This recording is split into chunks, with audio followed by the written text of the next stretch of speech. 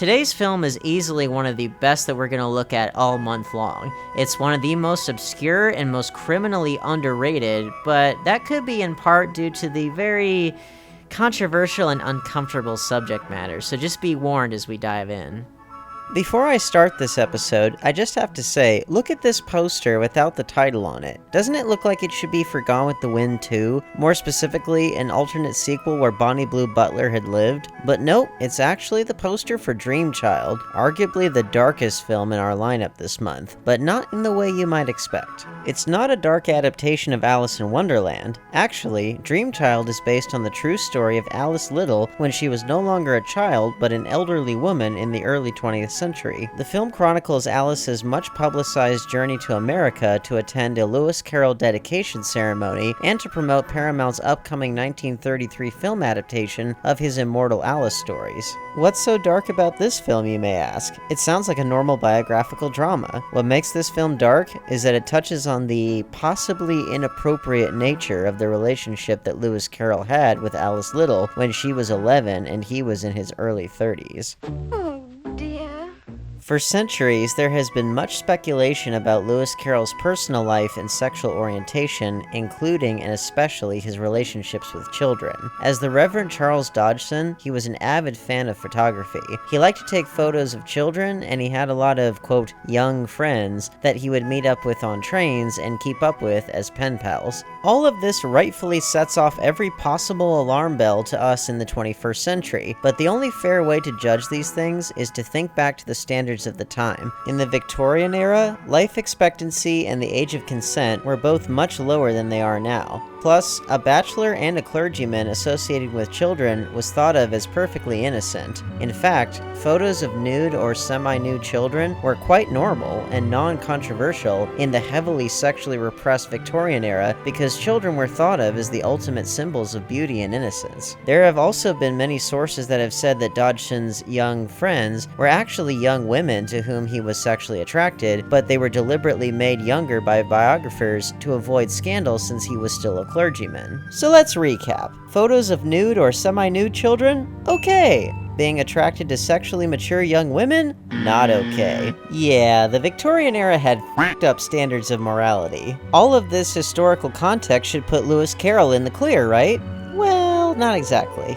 Regardless of what the standards of the time were, there's no doubt that it makes all of us in the 21st century squirm in our seats at the thought of someone being that close to children. He really was close with the Liddell girls, especially Alice. What's more, he had actually fallen out with the Liddell family for allegedly showing romantic interest in Alice's older sister, Lorena, who would have been within the age of consent at the time. There are also some topless photos that Lewis Carroll took of Lorena that probably had more to do with why he fell out with the Liddell family.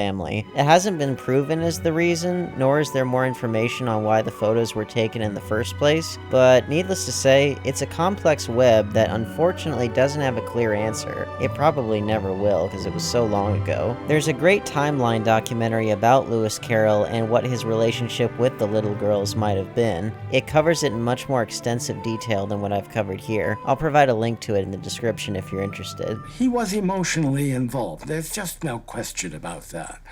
And that's why I can't bear these critics who say that he only had a paternal interest in the girls. That won't do. I think he was in love with her, but I don't think he would have admitted that to himself. What makes Alice in Wonderland, I would argue, such a powerful book is the very fact of Carroll's repressed attraction to Alice. Are you feeling uncomfortable yet? Yeah, I thought you would. Don't say I didn't warn ya. Now all this brings us back to Dreamchild. The film is split into two sections, one focusing on Alice Liddell's childhood, and the other one with her as an old woman trying to piece together confusing parts of her history. It's clear that adult Alice Liddell has lost a lot of her childlike wonder, but everyone in America wants her to be Alice from the books. I was simply the little girl to whom he once told his tales. I can scarce recall him after all these long years. That's a good lead. Come on, Alice. This forces her down a hallucinatory journey of fantasy and memory as her past inevitably intersects with the events of Alice in Wonderland. There. Have you guessed the riddle yet? No, I give up. What's the answer? I haven't the faintest idea. In the flashback scenes, we see Lewis Carroll interacting with Alice Liddell in a very ambiguous way. It's extremely eyebrow-raising to modern eyes. He never does anything explicitly inappropriate with her, but all the ingredients are there for the situation to possibly go bad, such as her being alone with him in his photography studio. However, it's not depicted in a way that's sleazy or exploitive, very much to the contrary. This comes down to the subtle writing and the brilliance of Ian Holm's performance. The way he plays Lewis Carroll is very layered and deliberately ambiguous, but in such a way that his humanity is never lost either way that you interpret his intentions. Is he actually attracted to Alice Liddell because she's a child, or does he sense a kindred spirit in her and doesn't want her to forget about him when she grows up? I hope you will always cherish it, Alice. Dear, dear Alice. I will, Mr. Dodgson. Even when you're quite grown up, little Alice? I said so, Mr. Dodgson. We don't know all the facts about Lewis Carroll, and we probably never will, so it would be inappropriate for the filmmakers to make assertions that they can't back up. Instead, they present us with deliberately ambiguous situations that, as uncomfortable as they often are never indecent and instead let us draw our own conclusions. Regardless of which conclusion you choose to draw, the writing is mature enough not to resort to simple black and white characterizations. The humanity of Lewis Carroll, whatever his true nature may have been, is very much present.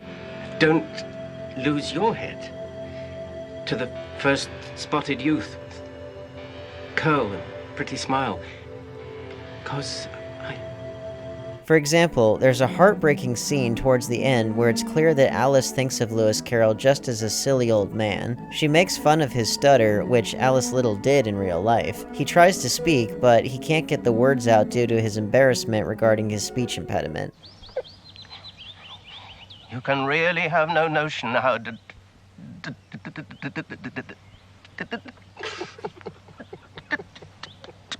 delightful it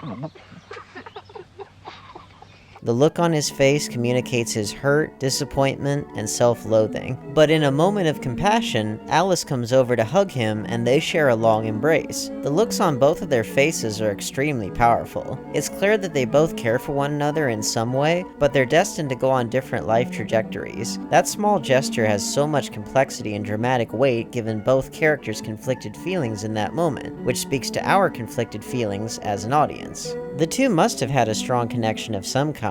Carroll denied that his Alice was meant to be Alice Liddell despite them sharing the same name, but then when Alice Liddell grew up and had a son, she named her son Carroll. It wasn't spelled the same way, and she denied that it had anything to do with Charles Dodgson's famous pseudonym, but I'd be hard-pressed to call it a pure coincidence. Throughout most of the film, Old Lady Alice wonders what Lewis Carroll's true feelings towards her all those years ago were. She thinks about the bitter person she grew up to become, as opposed to the wonder-filled child from the books that the American public wants her to be again. After spending the movie remembering her conflicted feelings and the unclear nature of the past, she comes to the conclusion that she and Lewis Carroll did have a form of love for each other, even if it's one that she can never fully understand, which allows her to go through with the dedication ceremony.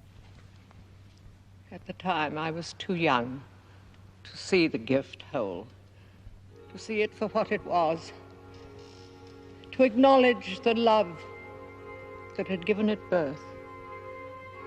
But I see it now.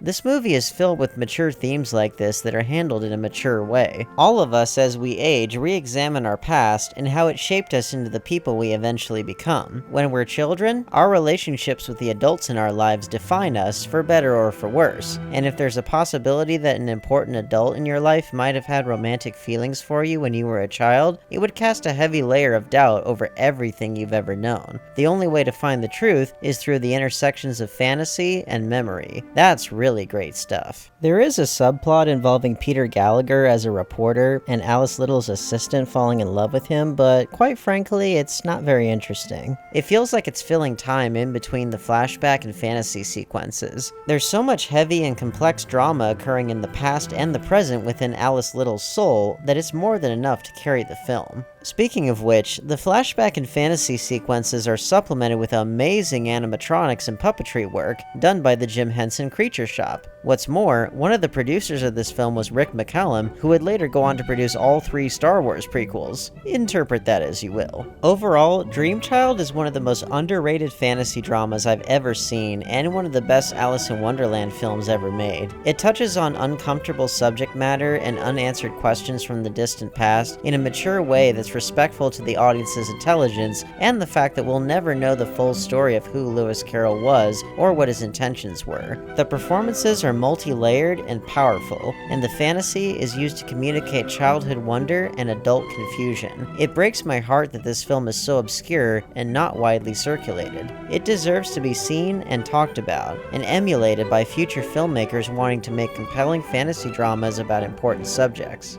If you can find Dreamchild on DVD or on streaming, I highly recommend you check it out. It's a criminally underrated fantasy drama that I wish more people would see. Now that being said, tomorrow's miniseries has gotta be just as good because it's from the BBC, the bastions of quality in the English-speaking world. There's no way it could be bad. Right?